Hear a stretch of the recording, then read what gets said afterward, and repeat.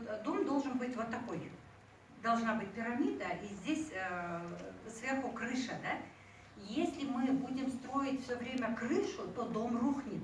И он сейчас уже рушится, да? Потому что у нас не доходят услуги до нижнего уровня. Поэтому, когда мы обсуждаем сегодня, мы должны тоже понимать вот это, если мы хотим построить дом, у каждого будет свой этаж, своя комната, каждый должен понимать и видеть, где наше место, да? И это на самом деле просто, если когда мы будем обсуждать, я хочу, чтобы мы указывали, на каком этаже мы хотим себя увидеть, да? И понимать, что устойчивой является только пирамида, стоящая на широкой основе. А основой является вот то, что в самом низу.